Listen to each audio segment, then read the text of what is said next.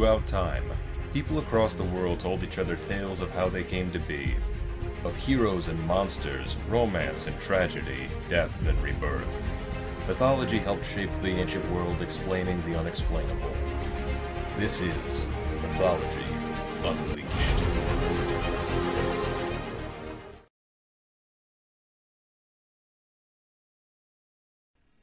In a hole in the ground, there lived a hobbit.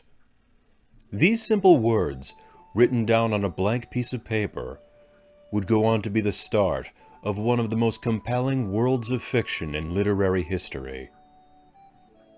English author J.R.R. Tolkien was the mastermind behind The Hobbit and The Lord of the Rings, two of many stories that take place within the fantastical world of Middle-earth.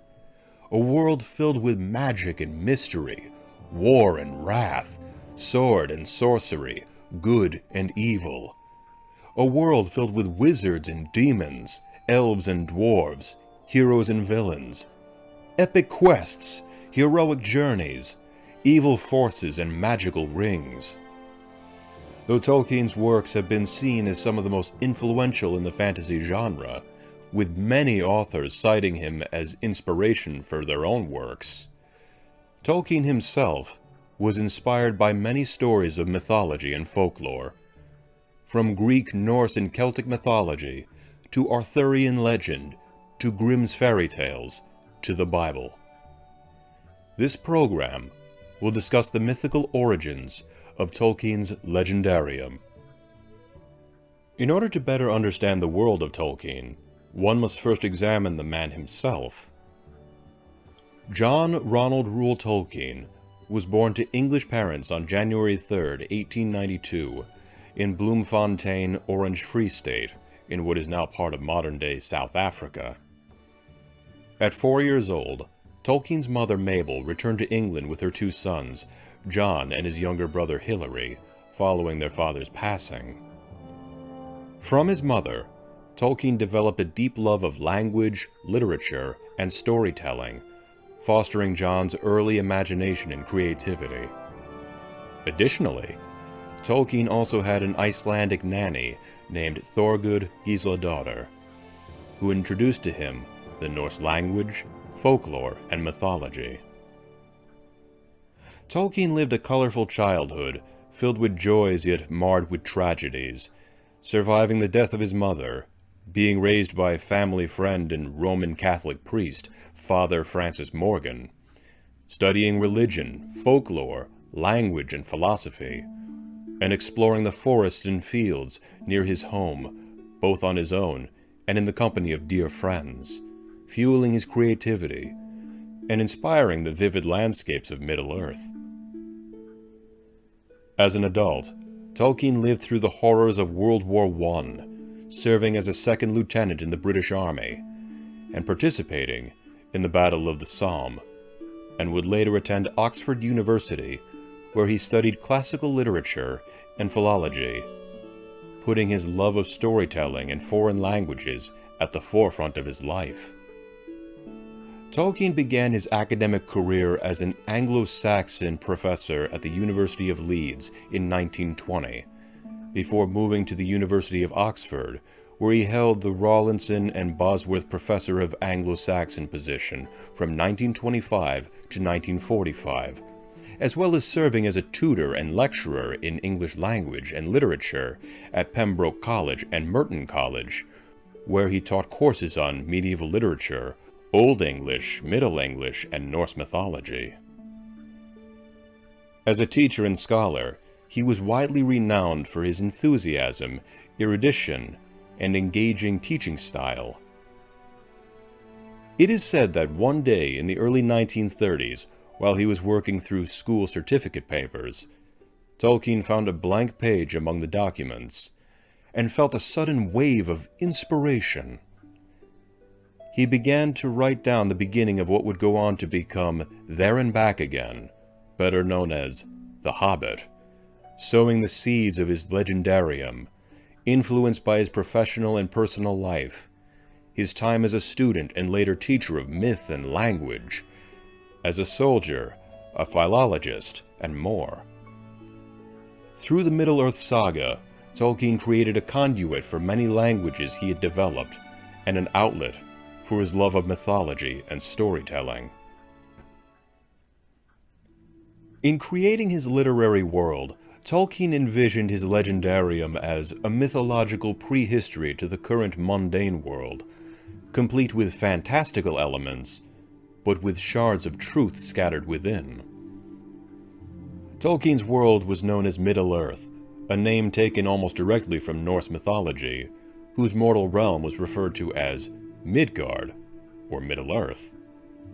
And like Norse myth, Tolkien's Middle-earth is predominantly populated by races of men, elves, dwarves, as well as other beings such as wizards, little folk, giants, both good and evil in nature, and ancient beings of the woods.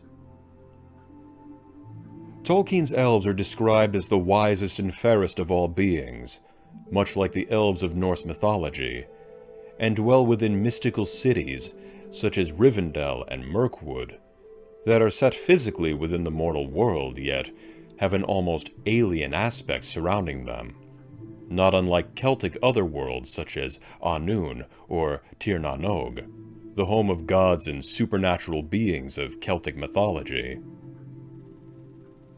Their counterpart, Tolkien's dwarves, are nearly identical to those from Norse and Germanic legends and fairy tales, depicted as mountain-dwelling, stout, bearded fellows who are excellent miners and craftsmen.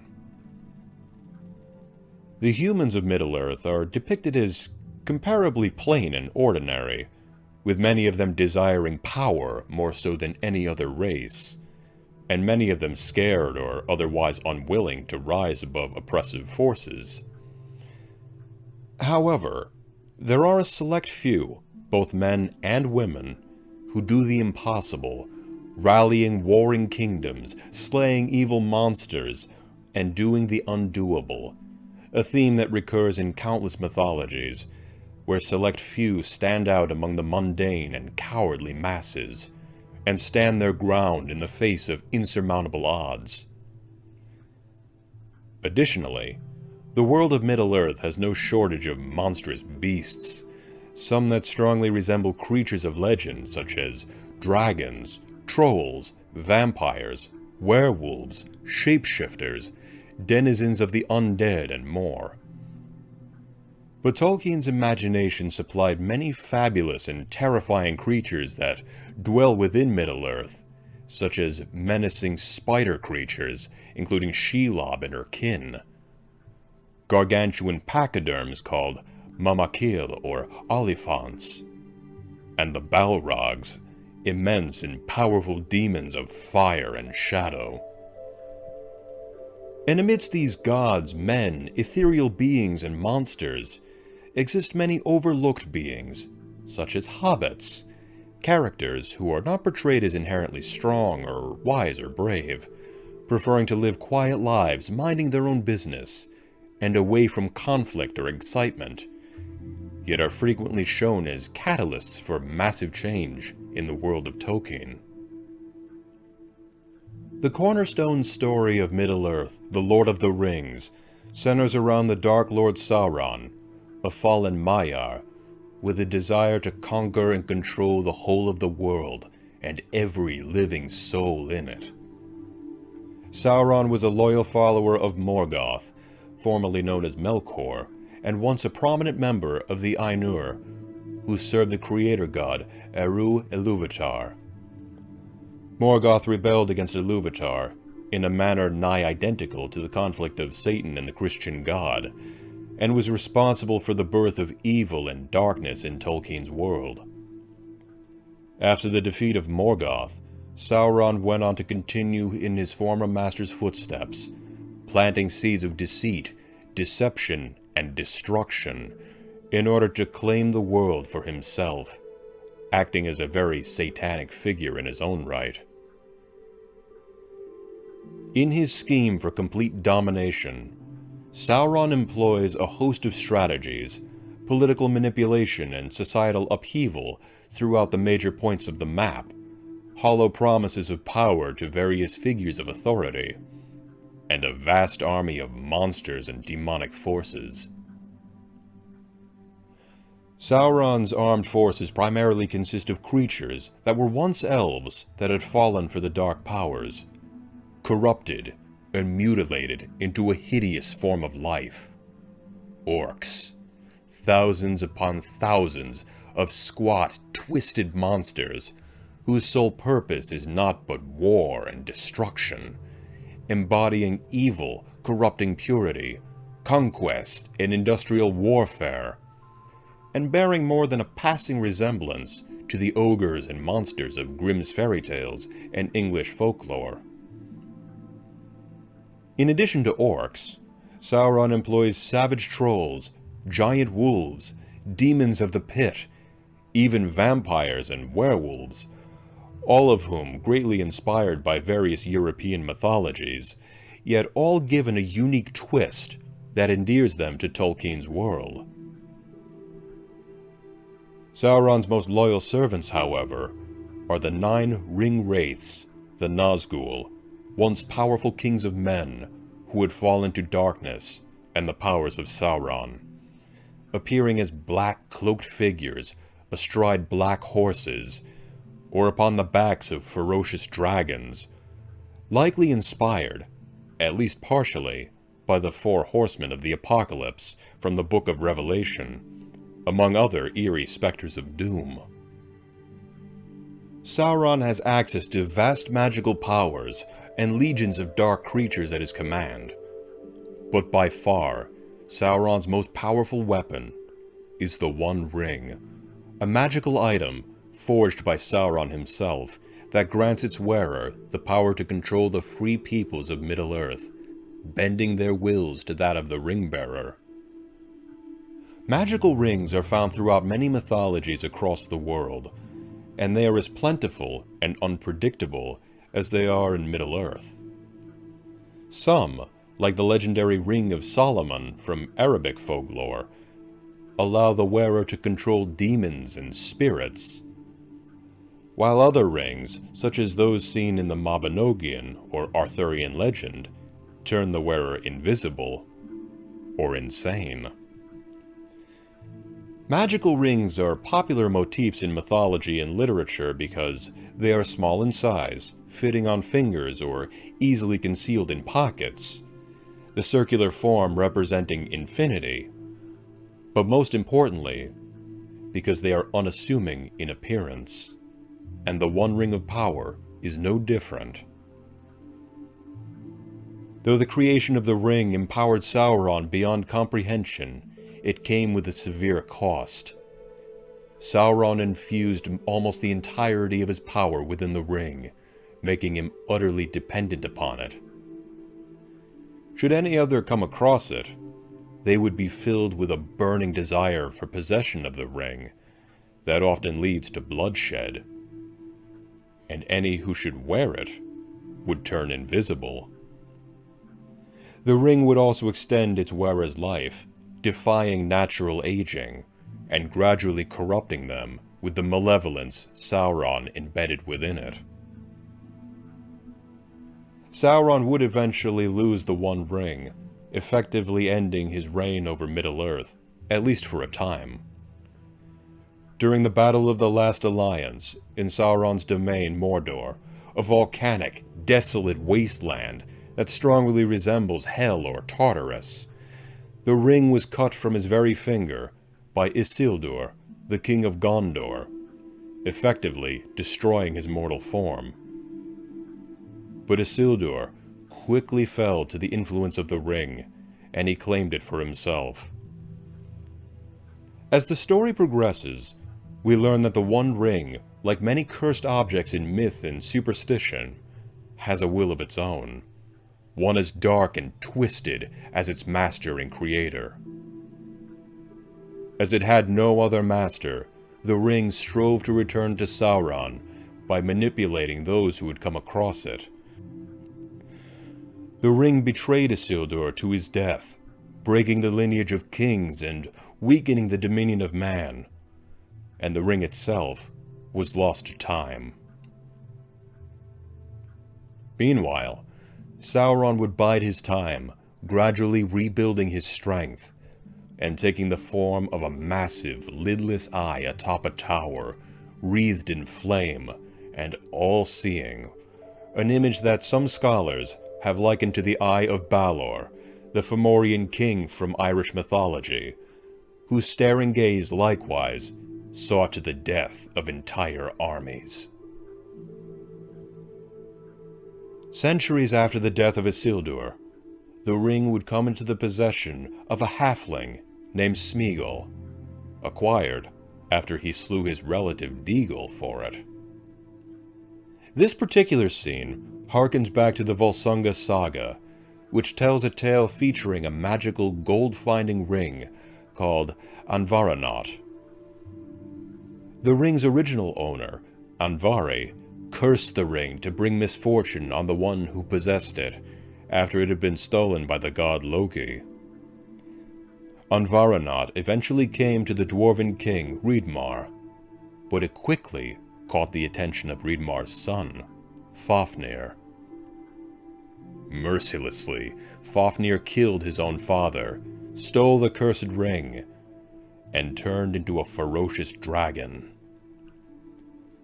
Like Fafnir, Smeagol's greed and cruelty, all for a magical ring, would lead to him turning into a skulking creature known as Gollum, long considered a diminutive version of the Beowulf monster Grendel, and he haunted the misty mountains, with the One Ring poisoning his mind and cursing him with an incredibly long life. But Gollum would also come to lose the ring, this time to a hobbit named Bilbo Baggins. In the novel The Hobbit, Bilbo was in the midst of a quest, aiding a company of dwarves to retake the Lonely Mountain from an evil dragon, when he was separated from the company, and found himself in the gloom of Gollum's cave. After secretly stealing the One Ring, Bilbo's only chance of escaping Gollum's clutches was in winning a game of riddles in the dark, a scene that has been compared many times to the story of Oedipus from Greek mythology. In this tale, Oedipus wandered to the outskirts of the city of Thebes, where he was cornered by the monstrous Sphinx, who, like Gollum, challenged the protagonist to a deadly game of riddles, one which Oedipus won. In a number of scenes, Bilbo acts as a quintessential trickster, a figure found in every mythology across the globe, using wits and cunning to subdue a much more powerful opponent. Towards the beginning of the novel, Bilbo spurs a trio of hungry trolls into bickering with one another until the sun comes up, turning them all to stone, a scene reminiscent of Odysseus' standoff with the Cyclops Polyphemus. Later on, after achieving the One Ring, Bilbo encounters the dragon Smaug, and spurs his wrath when searching through his hoard of stolen treasure, a scene practically lifted from the Epic of Beowulf. Though Bilbo may be small in stature, and far from the typical warrior one may envision when discussing heroes and dragons, he manages to reach monumental heights with his cunning, like the tricksters of old. When his adventure at last came to an end, Bilbo kept the One Ring in his possession for 60 years in his home of Bag End in the Shire. In time, Bilbo would pass the One Ring on to his nephew, Frodo, who would become the primary target of the forces of Sauron, and embark on a perilous quest in order to destroy the ring and topple Sauron's ever-growing power forever. Frodo Baggins goes on what some mythologists refer to as the hero's journey. Proposed by mythologist Joseph Campbell, the hero's journey, or the monomyth, is a pattern in storytelling with loosely set stages, where a character is torn from their status quo life by a call to action, going on a life-changing journey filled with allies and enemies, encounters with the supernatural that come close to taking the protagonist's life, only for them to rise to the challenge, overcome their labors, and return changed forever. The hero's journey motif can be seen throughout ancient mythology, from Hercules to Ivan Tsarevich to Naja. But whereas most heroes of myth are bestowed with fanciful abilities or traits that make them stand out from others, Frodo is, for better or worse, a very average being. As a hobbit, he is short in stature, not a trained warrior or a seasoned adventurer, having been raised in a tranquil and nonchalant society as the Shire his entire life. By undertaking the hero's journey, Frodo becomes a reluctant warrior, undergoing a dangerous odyssey, not for the glory or action or adventure, or even to atone for dark deeds of the past, but in order to keep his home safe.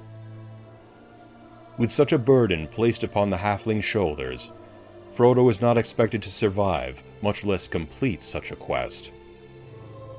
But as with many heroes' journeys, Frodo is granted aid in the form of 8 companions, collectively referred to as the Fellowship of the Ring.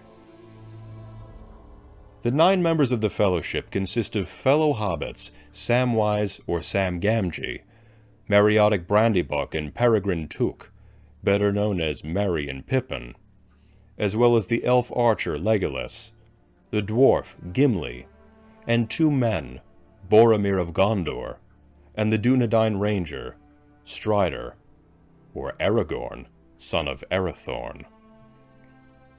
Aragorn is Tolkien's iteration of the archetypal hero, destined to become Elisar, the king of the reunited kingdom of Gondor and Arnor, forever a thorn in the side of Sauron, and greatly inspired by the story of King Arthur, perhaps England's best-known hero of legend.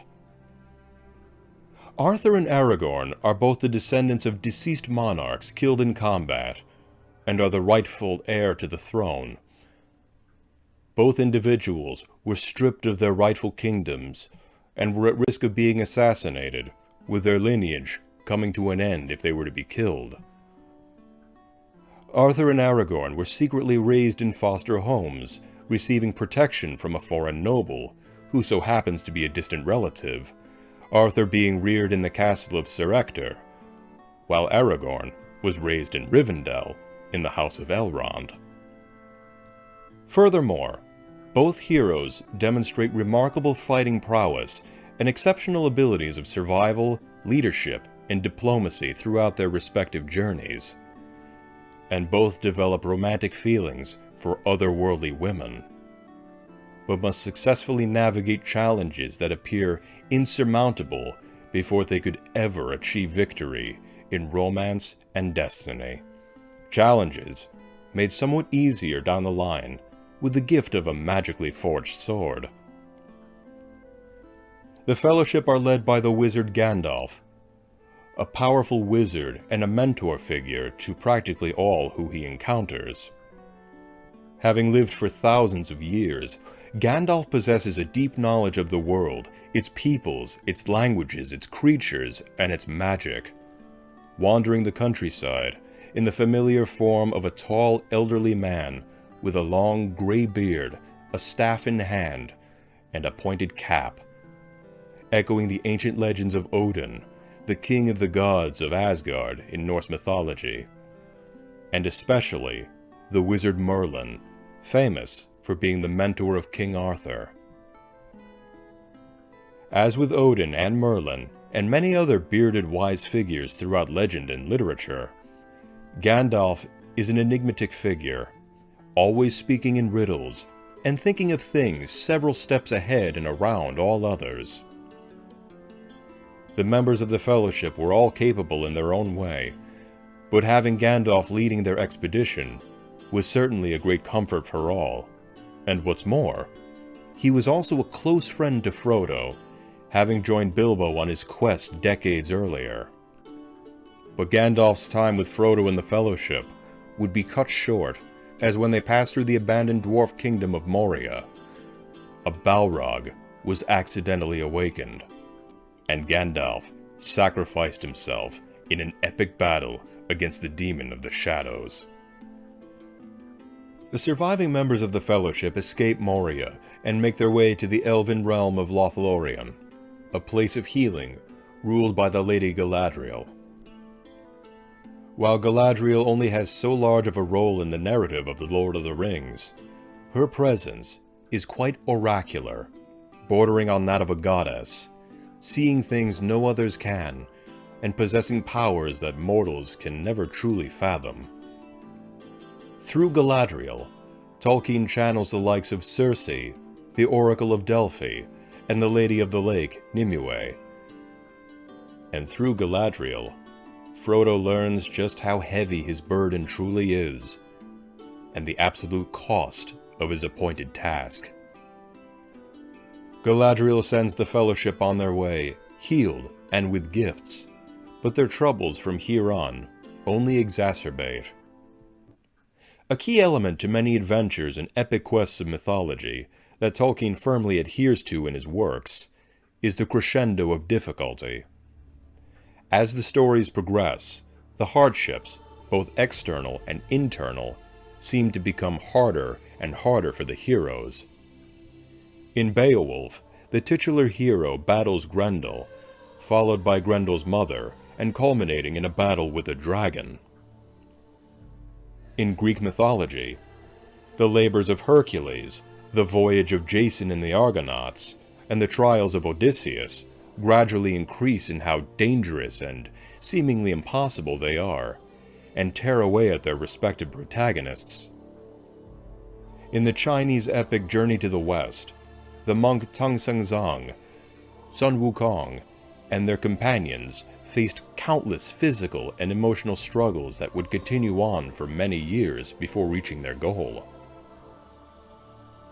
Though the journey of Frodo and the Fellowship of the Ring would go on to become more challenging as it went on, as with the old stories of heroism, the greater the challenges became, the closer they were to achieving their ultimate victory. But the path to victory would nonetheless be taxing on both body and spirit. The Fellowship would continue to splinter, following the loss of Gandalf.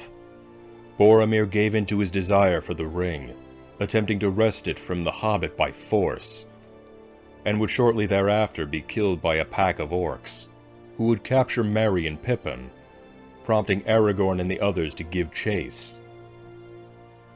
Frodo continued his journey to Mordor with Sam, his faithful companion who never once left his side, and be guided by the treacherous creature Gollum, who was torn between wanting to be free of the ring forever and wanting to regain and forever possess his precious. As Gollum guides the two hobbits through the wilds and into Mordor, Aragorn and the others come across countless enemies, such as the fallen wizard Saruman, a parallel to the Slavic figure Kashay the Deathless, his treacherous henchman Grima Wormtongue, a sniveling coward who manipulates Theoden, the king of Rohan, like the cunning tricksters of Grimm's fairy tales, and their vast army of super orcs called the Uruk-hai. But they are not without help, for Gandalf returns from beyond the grave, stronger and more powerful than ever before, akin to a figure like Jesus Christ, or a phoenix rising from the ashes.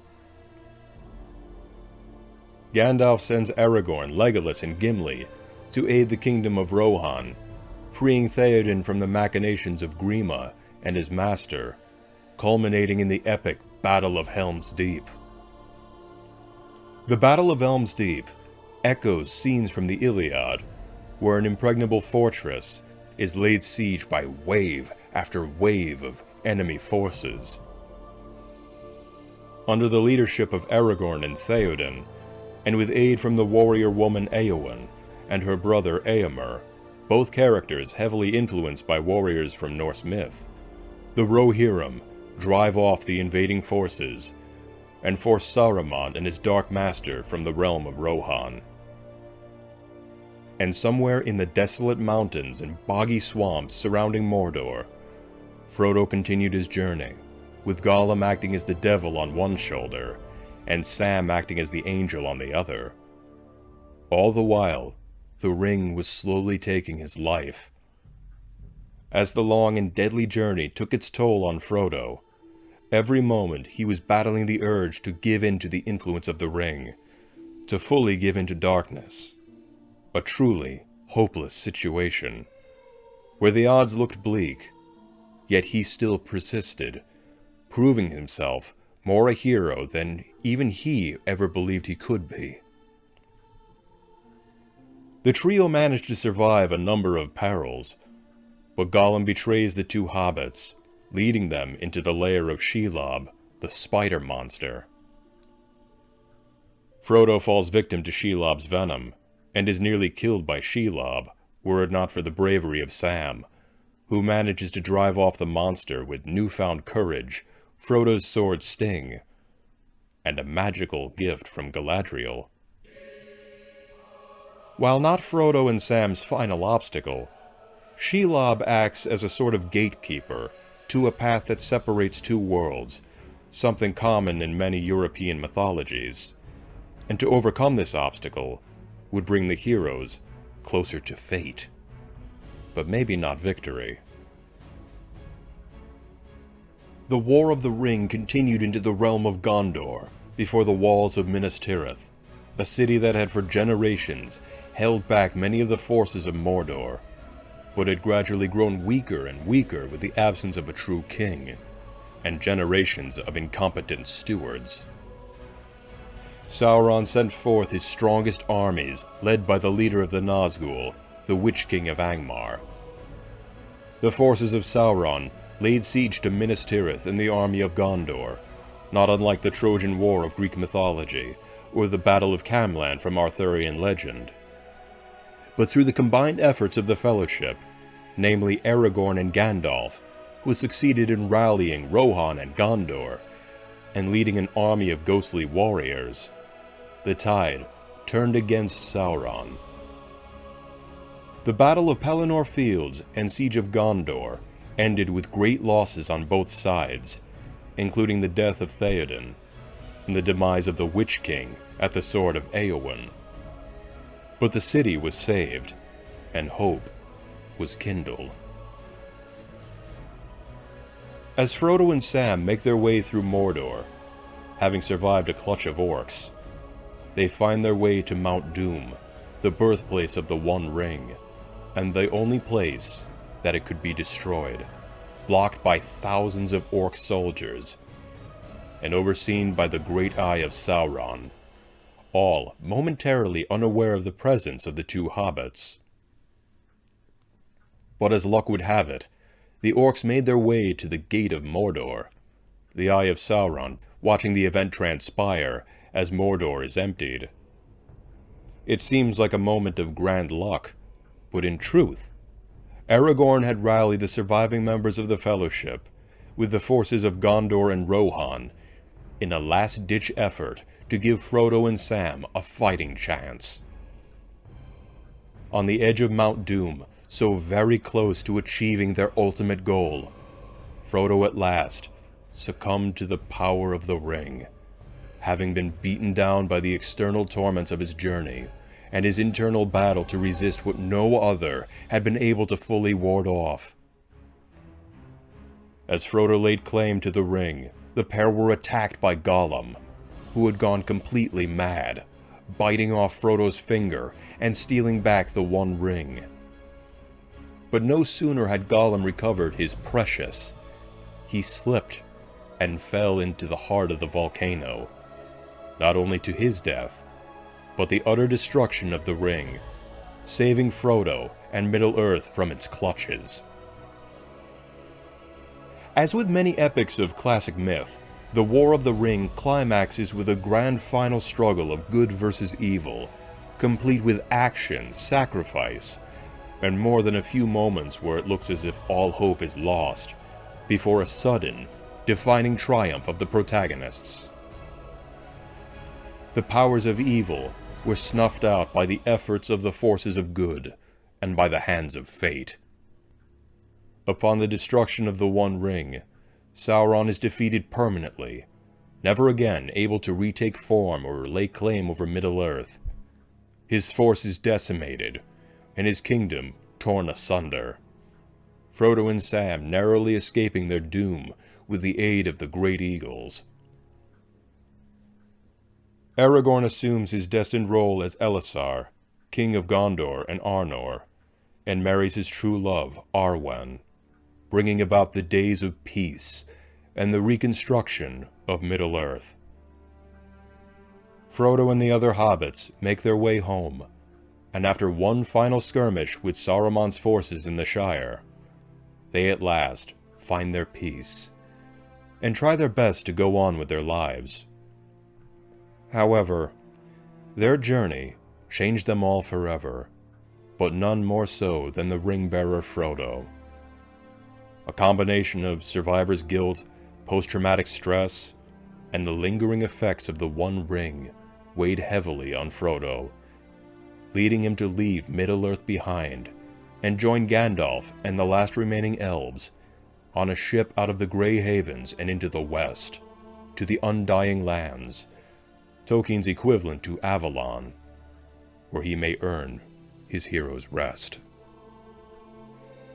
Author J.R.R. Tolkien remains among the premier literary minds of the modern age, fueling his imaginative stories with personal experiences, influence from classic literature, and no shortage of ancient mythology. Mythology and oral tradition are the oldest forms of storytelling, filled with moral lessons, abstract and artistic renditions of age-old concepts, and answers to unanswerable questions.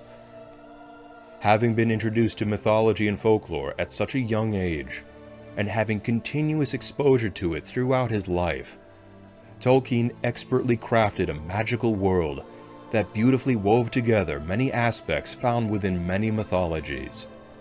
Creationism, heroic journey, self-sacrifice, battles with temptation, themes of good versus evil, man versus monster, honor, personal duty, destiny, redemption, and more.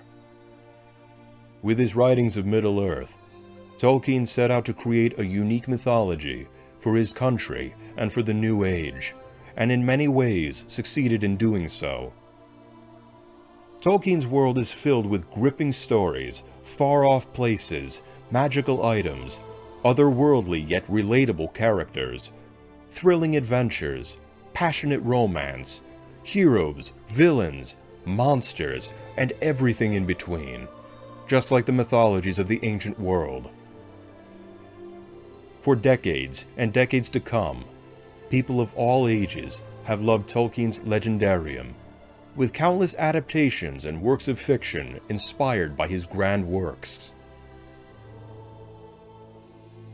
The world of Tolkien and the magic and mystery of Middle-earth have long been a portal to the imagination for many who wish to leave their mundane lives for a while, whether for adventure or for escapism. Deep down, we all want to visit a place unlike any other, similar to our world in some ways, but different in a lot of others. And Tolkien has proven capable of bringing us there and back again.